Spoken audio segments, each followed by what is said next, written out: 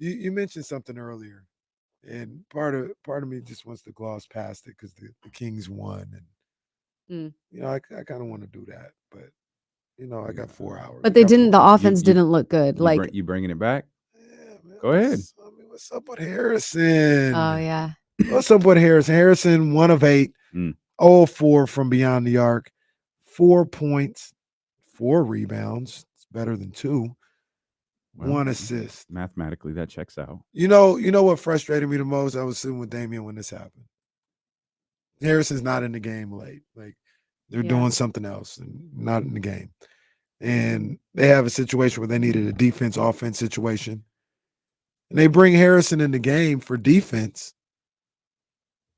And 2 seconds in, he just does this clumsy run over Chet Holmgren foul situation. Yeah. What are you doing? sloppy. I don't know what's going on with here. What would you do with Harrison Barnes? Would you let him just play because he's a veteran? I feel like he's we Harrison? had the same conversation last year. Like I felt like he went same through conversation every year. Like I just feel like this is a little bit Harrison. He's kind of like has his ups and downs, right? It's a little bit of a roller coaster, of a ride with him when it comes to his game. I think that when you want Harrison is probably when it gets closer to the postseason. Look, Harrison's gonna make big plays. Like just because he hasn't been on point the last few games doesn't mean Harrison's not gonna show up. He is. He's good. It kind of feels like That's a lot of faith. Yeah, you guys don't have faith in HB. I mean, I when like you talk, Harrison. I like don't him know a that. lot. Or is it I what don't have you know done that. for me lately? Is No, that the kind like, of guys you guys are? No. Wow. Okay. All right. No, we can do that. Like, no, we can do that. I'm not going. Hey, I'm not going in y'all on ain't Harrison. saying that when HB hits the 3 with a few seconds left to win. When did it happen? A couple years ago. Come on. When was the last time you felt like a game was won because of what Harrison Barnes did? It was like 2 seasons Take ago. away the season opener. But was that game out. won? Like, no, he played great. One. I'm speaking specifically to what she said because like you said walk-off? It's good. No, not a shoot. He's hit walk-offs before, but let's not even that. When do you feel like he has been the difference between this team winning and losing? He played well in the opener. I'm not trying to track down how many points he had, different things like that. When do you feel like Harrison Barnes was the difference between this team winning and losing? Yeah, I think it's really hard to put a finger on it. I will admit that, but I feel like he has what it takes to do that. I feel like I think we all believe he has what it takes, and that's why it's frustrating when he doesn't show it. Like this game, this Oklahoma City game, this game was close. Yeah, it was. And they had to go away from Harrison in a close game. Yeah, that's just starting small. That's interesting. Right there. I mean, no, it's true. But like maybe that's Mike's way of holding him accountable the way he held Kevin Huerter accountable. But that's Mike's way of just the way that he even like rotates guys in. He even said the guy who starts doesn't mean that's the guy who's gonna finish. Like he's gonna finish with the guys that he thinks are gonna win him the game. Yeah. In my opinion, if I'm gonna put the ball in anybody's hands, obviously besides De'Aaron Fox because he's injured right now. So in those moments, it would be definitely Malik and it would be Malik. I wonder if the conversations are being or Harrison, honestly, but it would be Malik or HB.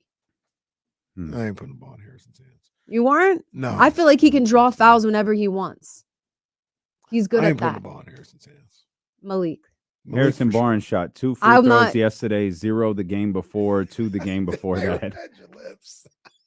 I'm not putting in Domas's. I'm just saying. Well, she didn't say it on the radio. She tried to tell me something and be discreet, like we ain't on the screen. I don't want people coming for me. I'm scared. I don't want the smoke, but really. No, ain't nobody. No, because I think. But we got to say it how it is. Yeah, I wouldn't put it in Domas's hands. I wouldn't for really. Yeah, no, not right now. So that man had a triple-double yesterday. He was great. And you'd rather go to Harrison. No, I would rather, I would really rather go to Malik. We all going to Malik. No, everybody going to Malik. Fox, we all going. Everybody going to Malik. Nah, see, right. So here's the question. Here's the question that I was gonna ask though. Like, HB is HB. We know what it is. He did score 12 against Portland, and he was like 12 and 5. I was trying to remember, like, what did he do? Did he? His one turnover is all we remember. Oh, the turnover. Oh, no. That's right. His one turnover. Oh, I all of this comes from, we all feel that Harrison Barnes is so much what we believe, like skill wise, he's better than what his production on a night in and night out basis seems to show. And I know the first question is like, well, is he better? Like, if we have to keep having this discussion every year, is he really better, or is it a figment of our imagination? I think he's capable. I think he's better and can produce a lot more than what he does.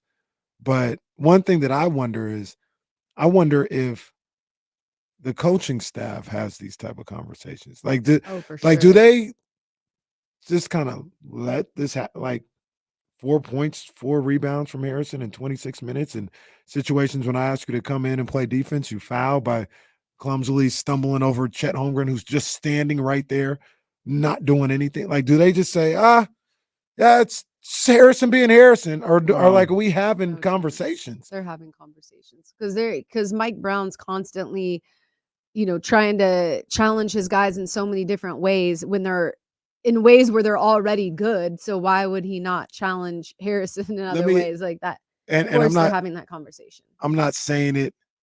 I don't know if they are. I would say if they're quiet about it, then that's something that we have to worry about. If they're saying it to us, like, in practices, like, oh yeah, I'm on him for doing this, then I feel better about it. But the fact that they're quiet about it, that's, to me, would be a little bit more concerning. Yeah, if they're quiet, it's like we always say, if they're quiet, that's not a good sign. Yeah, but I do think they're having the conversation. It's whatever. Like, we can't really, there's nothing we can say to get him to change how he plays. Like, just let him be Harrison. Now, I'm not saying that they're necessarily doing that, but do you think that clip that happened a couple of weeks ago, or that came out a couple of weeks ago, you think Mike is having that type of interaction with Harrison Barnes? The Kevin Huerter clip? No, the Malik one in practice. Oh. No, I don't think so. I also think that you coach guys differently, like you just, but this ain't working. Well, yeah, maybe coach needs to figure out what's going to work for HB then. Yeah. But I'm just saying, like, you just coach guys differently. True. You're right. So he may do it in a different way. You're right. HB need like a dunk. He needs like an angry moment. He needs one of those moments where he like yells. Yeah, like because like HB's just even in the opener in the game against Utah, he was just chill. He needs, and he doesn't have them a lot, but he needs one of those moments where he does something that causes a reaction, that causes an emotional reaction from him, and to see if that kind of puts him in a space. I don't know. Again, I don't want to dismiss the fact he played relatively well versus Portland. Of course, we talk about that wild turnover. He didn't play well against Houston. No one played well against Houston, but you have 3, 12, and 4. Those are the last 3 games, and it's 0 rebounds, 5 rebounds, 1 rebound, 2 rebounds. Those are things that we've seen in this season from Harrison already. And that's if I could just get what happened on Wednesday as a baseline, the 12 and 5. If I could just get that, and like I said, there's nothing that we really remember about that game, about that performance. It's not like he was like outwardly overly impactful. It was like, oh my gosh, Harrison, you had to have. It was just a basic like 12 and 5 game. If I could get that every game, it's all good. I just can't be having these. He wasn't like 3-point, 1 rebound, 4-point, 4 rebound type performances. Like, he's way better than that. And he wasn't great in the playoffs last year when like really wanted him to be. And that's great, part of it, right? He wasn't. Because that was the Kevin Huerter thing. Yeah. Kevin Huerter's shooting issues went back to the playoffs. And the fact that they started this season is what had so many people uncomfortable. Is now it looks like Kevin Huerter just had an entirely awful offseason that started in the playoffs, stretched through, training, went into training camp, went into preseason, and now is here in the regular season, and he's starting to shake it off a little bit. Of course, Harrison comes out, he scores 33 out the gate, and everyone knew, okay, he's probably going to score single digits the next game. Right. That's just kind of the way it happens. How is it going to level out? Well, it's leveled out at 12 points, but I think a bigger frustration is it sits at just below 3 rebounds a game. I think we chalked up a lot of like Harrison's ups and downs of like, well, like he's a good veteran presence, right? Like he offers like veteran experience and he can coach guys up in the locker room. And, this is such a young team. But at some point, and really at what point are we saying, okay, well, that's not enough anymore? And that's where we started this discussion. Yeah. Like, have we reached that point? I haven't. I haven't but either. it feels I like still have faith. feels like we're getting close.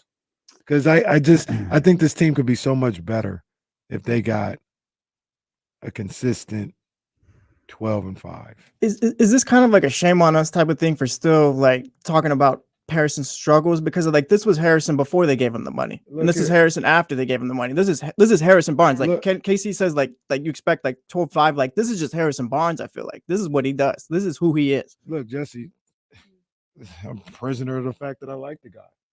Simple as that. Like, if I didn't like him so much, I'd probably be like, get him out of here or something like that. Like, I like Harrison. Everybody likes Harrison. A stand-up guy, great vet in the locker room. And it could be simple as shame on us, but because we like him. Mhm. The production has not been there on a consistent basis. It just hasn't. And we hold on to hope that maybe it will. He'll have a run where, it gives you 6 straight games of double figures and 4 or 5 rebounds at the very least.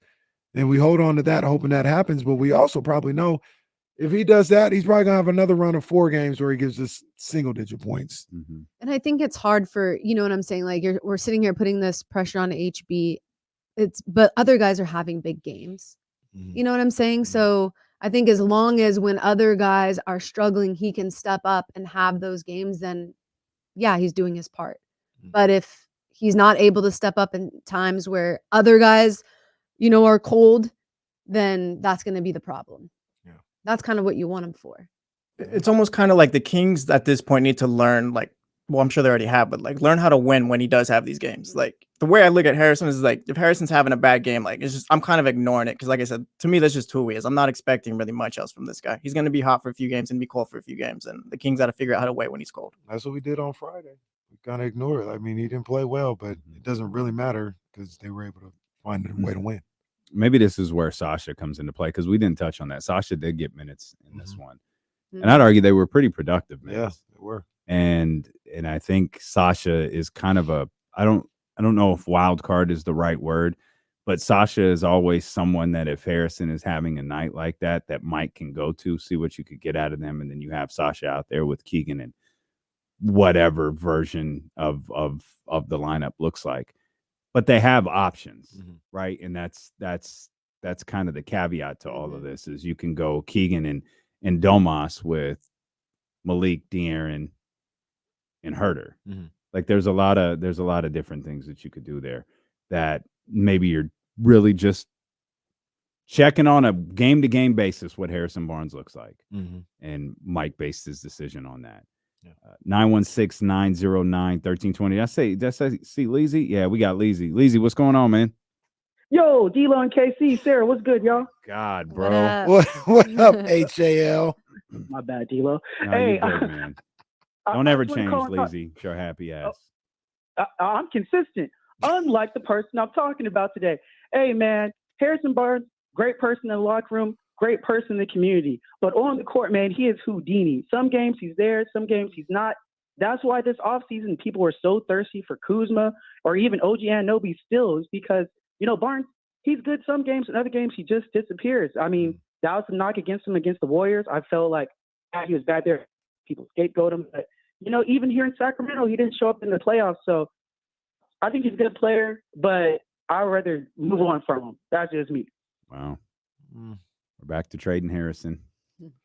Is Harrison less? I'm not interested in trading Harrison Barnes, by the way. Is Harrison less tradable unless it's for like OG Anunoby or Pascal Siakam, unless it's part of something much, much grander? Yeah. Is he less tradable now because of the contract or more tradable because of the contract or indifferent?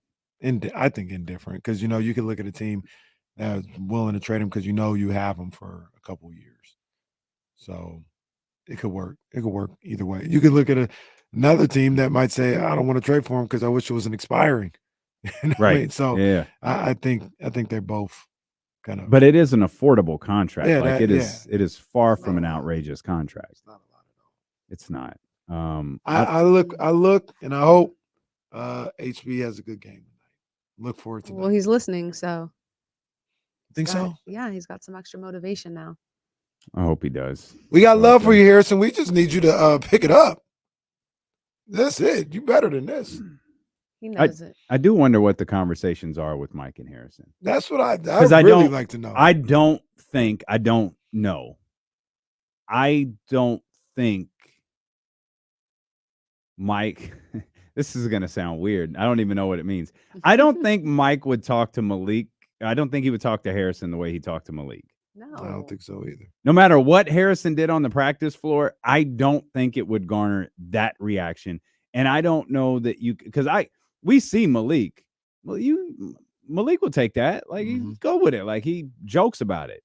I don't know how Harrison would feel about that. It's not a toughness thing. It's just a personality thing. Like, I could see that. 100%. I could see that working for Malik. I could see that working for De'Aaron. Kind of could see it working for Domas. I can't see that working for Keegan or Harrison. It I think Keegan. Yeah, it works for Keegan. Like that, not a coach up, not a yell, but that what you saw in that video. I think Keegan could handle that. I'm not saying he can't handle that. I think it works for I'm him. not saying okay. That's what I'm saying. I think that it'd be no different than Malik. You think he talks to Harrison like You that? see Keegan curse at coach Well, on the floor. it's true.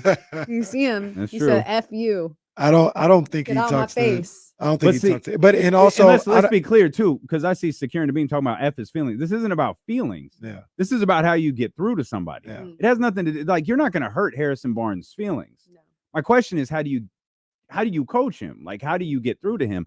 I don't know that strategy works with Harrison. Of course, I don't know. This might be shocking to some. I've never coached Harrison Barnes. You come in fully suited and booted, while he's fully suited and booted. And And y'all sit there and have a grown man conversation because he's a grown man But- coming in dressed to the nines. So the question that I have though is there even a conversation being had with Harrison? I Like, think I don't so. like whether they're yelling or talking or doing whatever. Is there anybody looking at Harrison? Like, they can't look at 4 and 4 and be like, nah, it's cool. 3 points the other. Nah, it's good. Yeah, what was the Like, film session like? Yeah, is there a conversation where they looking at Harrison? This ain't good enough. They're definitely. You've saying got that. to be better. You've got to be better. What could you tell him though that's different from the last few years? I don't know if that, Like but see- like my thing with Harrison, I don't think he's talking to Harrison like that because I think Harrison, like he's 10 years in the league and all. Like Harrison is, like I said, that's like goes back to my original point. He's just Harrison. Like, what more are you gonna tell him that what do you tell him that's different from last year, the year before that? Like they've already had these conversations, I'm sure. But this is the whole thing. Like, I'm really thinking about this. I don't know if them conversations are ever had. But the because people only thing- respect Harrison so much. The only Like, there's a certain way you want to make sure you're not being disrespectful. But the only thing that matters is last year, because all we're talking about is Mike. It doesn't matter what Alvin said. It doesn't matter what Luke said.